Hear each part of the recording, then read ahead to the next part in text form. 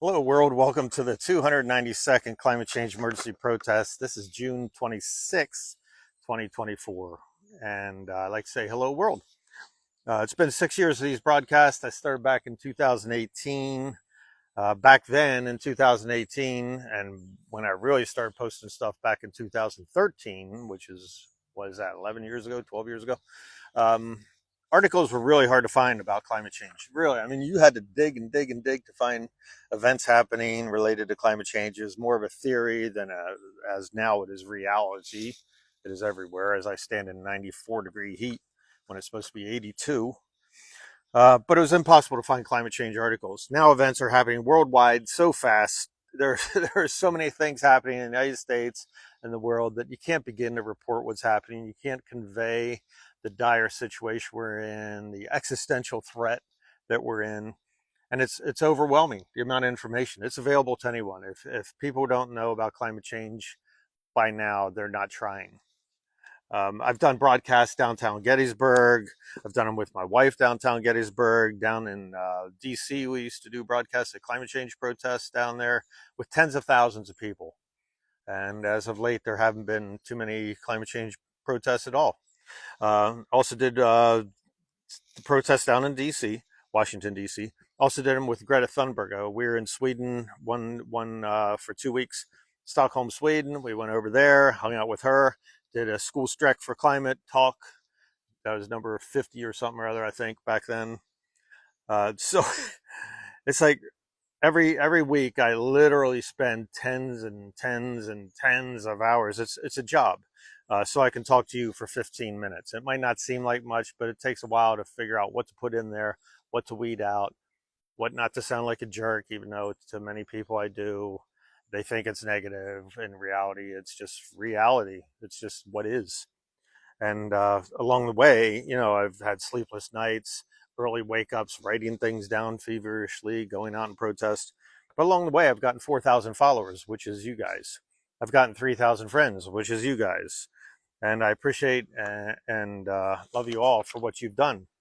So, what's the point of this broadcast? What am I getting at? Well, this is my last broadcast. I'm no longer going to do these weekly climate change broadcasts. I've said everything that needs to be said. I presented evidence every which way from Sunday, and there's more than enough evidence out there. You can do your own research at this point. Everyone can get on board and start being their own advocate why we need to do things. But there's not much left I can say other than how bad things are getting and how bad things are getting and how bad things are getting.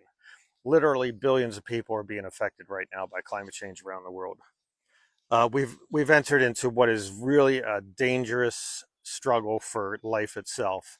As I was saying to Tanya today, I said if the electricity went off, we'd all be in very dire straits as far as survival goes. Americans aren't great at handling heat.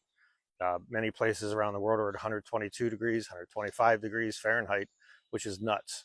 And somehow they're barely surviving it. But here in the United States, you'd have tens of thousands of deaths all of a sudden if people die, if the electricity went off at like 82 or at 92 or 95 degrees. It's a wet bulb effect.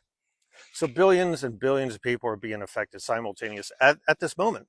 Simultaneously, at this moment, billions of people are being affected by climate change. And it's no longer, as I said, a theory. It is reality as to what's happening.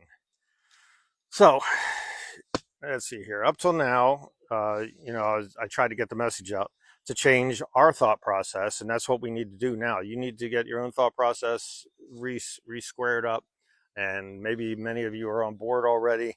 We need to get the message out to other people in whatever way you need to, and we need to get off this path to extinction. We're definitely on the path. You look it up, the sixth mass extinction. They're talking about now, but the speed we're doing things is absolutely frightening to me as to what's happening.